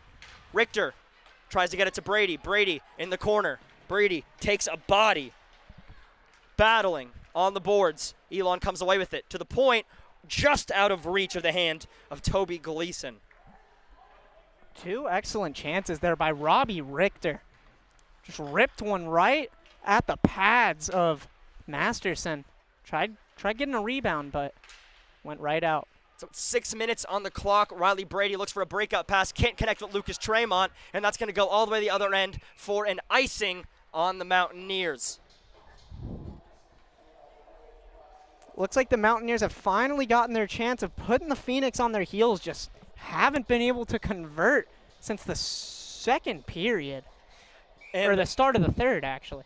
And watching the way both these teams are moving, it seems like just about every black jersey minus the goaltender Wells Masterson is huffing and puffing right now. Mountaineers definitely getting the conditioning edge as we've talked about right now, and I think that's helping them get the pressure. But again, Wells Masterson has still been up to the task with a phenomenal game, making 35 saves up to this point in the game.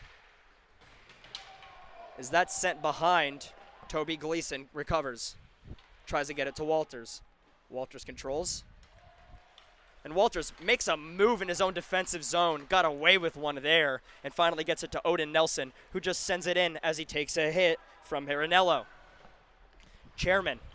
He tries to get it out, but it's met by Doldy, who sends it back in as Arnett becomes the first forechecker there for the Mountaineers. So that's sent all the way down to the other end, but it has to be played by Weyer, so it's not going to be an icing on the Phoenix. 5:07 remaining in this period. Clock ticking for the Mountaineers, running out of time here to make up gap in this game as Tremont carries it through the neutral zone. Tremont cuts to the middle where he meets a lot of bodies, but Jason Beck comes away with it to Arnett. Arnett slapping at it in front. Puck still loose, and that goes into the boards. Doldy plays it behind the net. Racing for it. Curlin gets it, plays it to Tremont. Tremont down the boards to Arnett.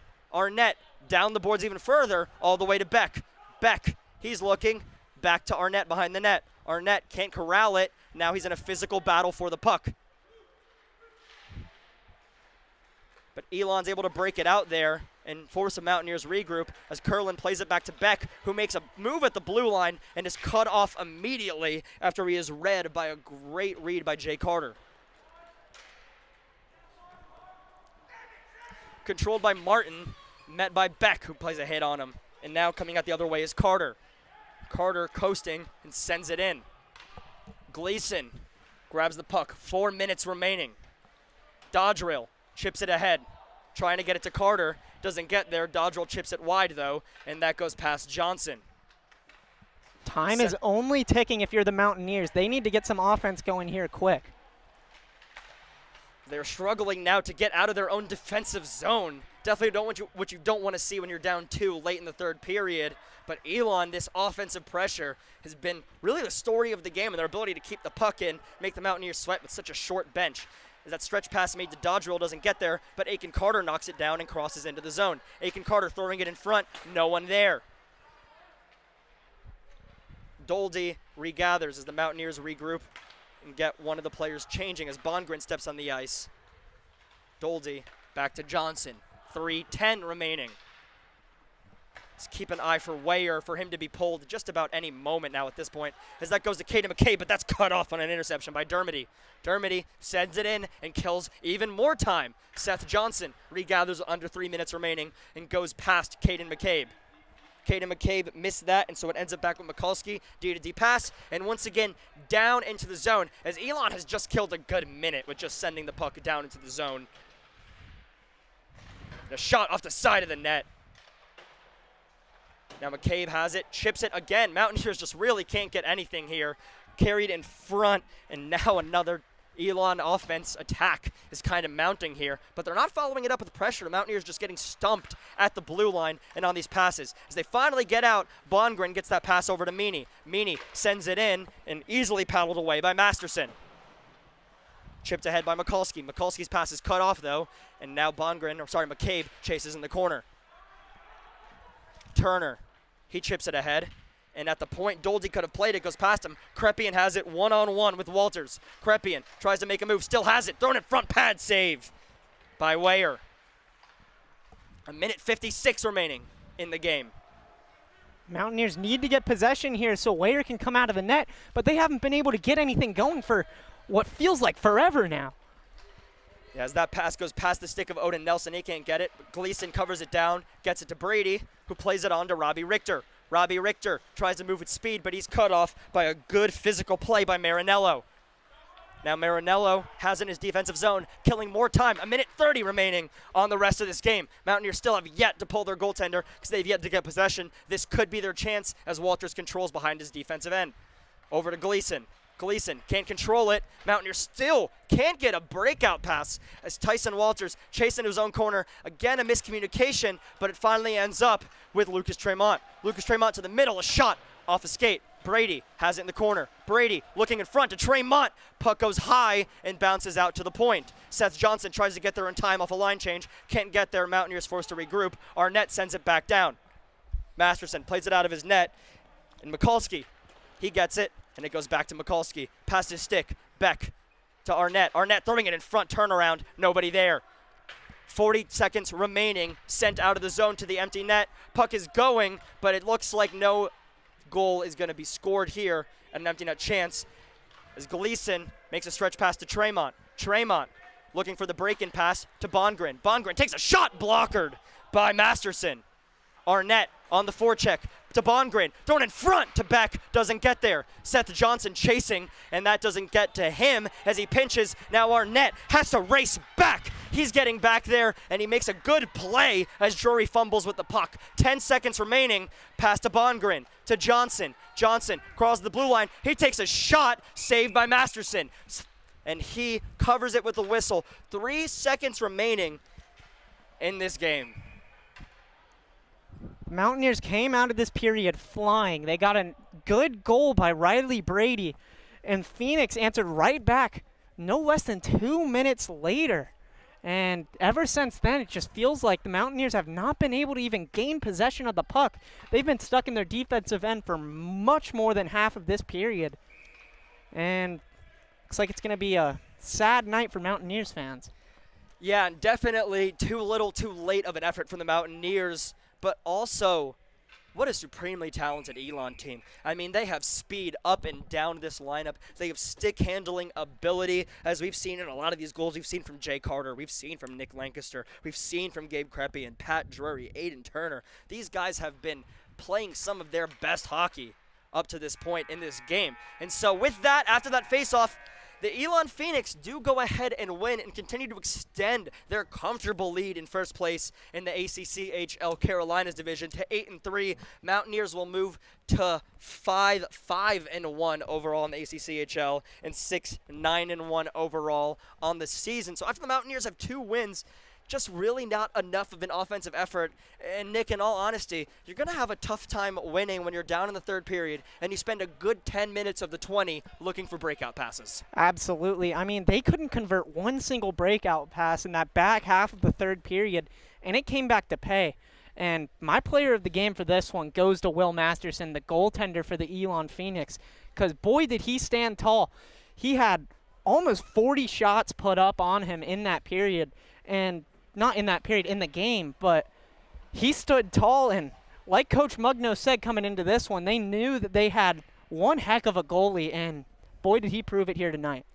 Absolutely, and we also saw plenty of talent from that special teams in Elon. Again, I can't express how talented this Elon roster is. I mean, they're going to have a fun time in the ACCHL playoffs, I think, Nick. As we get closer to that, we get closer and closer each day, each week to the playoffs. These teams fighting for positions, fighting for seeding, as we see the Mountaineers go back to their locker room on a somber senior day.